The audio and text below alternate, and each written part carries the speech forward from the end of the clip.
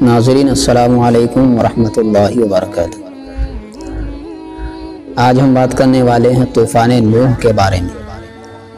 لہٰذا ویڈیو میں آگے بڑھنے سے پہلے میں آپ کو بتا دوں کہ اگر آپ چینل پہ نئے ہو تو چینل کو سبسکرائب کرو اور بیل آئیکن کو بھی پریس کر دو تاکہ ہماری آنے والی تمام ویڈیو کا نوٹیفیکیشن سب سے پہلے آپ کو ملے۔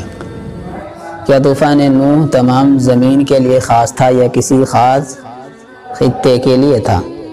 اس کے متعلق علماء قدیم و جدید میں ہمیشہ دو رائے رہی ہے۔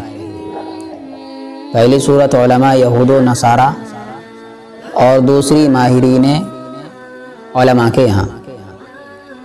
ایک طبقے کا خیال تو یہ تھا کہ یہ صرف اسی خطے میں محدود تھا جہاں حضرت نوح کی قوم آباد تھی، اور یہ علاقہ تقریباً 1,40,000 کلومیٹر پر پھیلا ہوا تھا۔ لیکن صحیح مسلک یہی ہے کہ یہ طوفان خاص تھا، عام نہیں۔ البتہ قرآن عزیز نے سنت اللہ کے مطابق صرف انہی تفصیلات پر توجہ کی ہے جو عبرت کے لیے ضروری تھے۔ وہ تو صرف یہ بتانا چاہتا تھا کہ تاریخ کا یہ واقعہ اہل عقل و شعور کو فراموش نہ کرنا چاہیے۔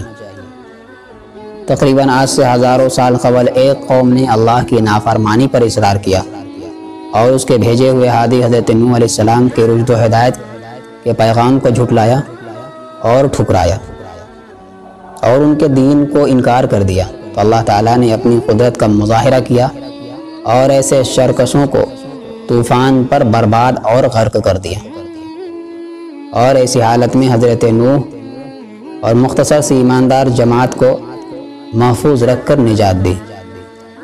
ان فی ذلک لعبرۃ لأولی الالباب۔